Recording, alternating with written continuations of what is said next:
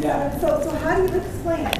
Like it is at Godot, but there has been, and now at the court at Vivian Road in St. Clair, it isn't flooding anymore since July 15. But it used to flood up so badly that it was over car wheel wells. And during July 15th, it was up over car hoods. And then almost the next day they were there, they were digging on as soon as people were complaining about it because of this flooding situation.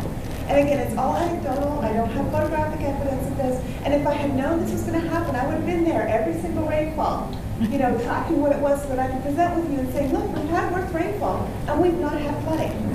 Yeah, no, I just know that I've tried to look into the rainfall records and haven't seen a worse rainfall than this one. Okay, I have a few questions. One of them, I live Scarborough Crescent, so I'm south of Kingston Road. Uniformly on our street, the people that are flooding are the ones that have disconnected their downspouts. The people that are still hooked up are not flooding. Yeah. Nobody has looked, this whole downspout disconnection program, I'm not aware of the city doing any evaluation to determine whether a neighborhood ground and groundwater level can tolerate the downspout disconnection. I can tell you that in August, the August rain, I calculated I had 290 gallons of water fall on my property, at the front of my property. I had in my basement over 330.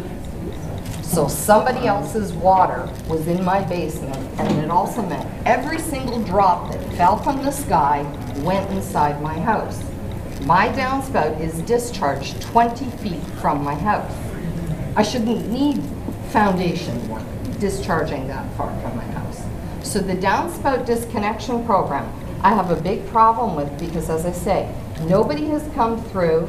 I have hired a private engineer.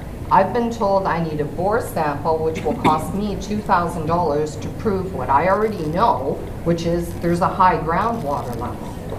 These houses were built, the foundations were built the 30s, the 40s, the 50s. They weren't built as boat houses. They cannot tolerate the amount of water they're seeing. And I'd like to know, is the city going to do anything? Look at specific areas. Like this lady's saying, they've never flooded before. You have certain areas that the sewage is backing up.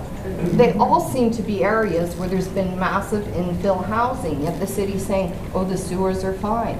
The beach people, once that racetrack subdivision was built, they've all got sewage in their basement. The Midland and St. Clair people, once that subdivision was built, they've all got sewage. Sewage isn't my issue. My issue is foundation water, and that's the issue with the people in my area. There are different issues, and I think they have to be examined in a different way. Not a okay, these are the points, disconnect, and your sewer's fine. In addition, we do have crumbling infrastructure. The catch basin in front of my house, the city has examined. The concrete is all twisted, there's no gravel, it's like a direct conduit to my house. So the city hasn't fixed it. It's costing me $20,000 worth of foundation work, and the city hasn't fixed what needs fixing. So there's three issues. We've got the infill housing, the downspout disconnection, and we do have crumbling infrastructure. We have had 3 sinkholes on the road, and they just come and patch them.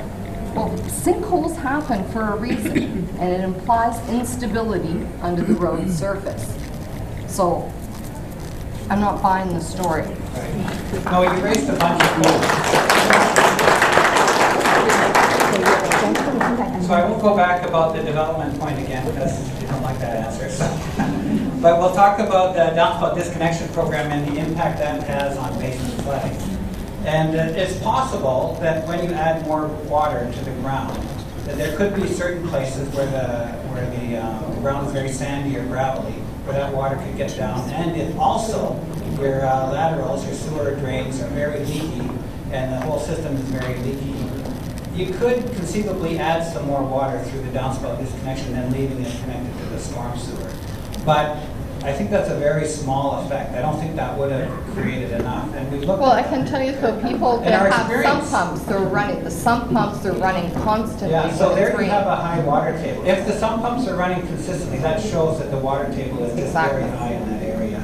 And it doesn't really matter where your downspouts, whether they're connected or not, you've got a high water table. And then you've got issues with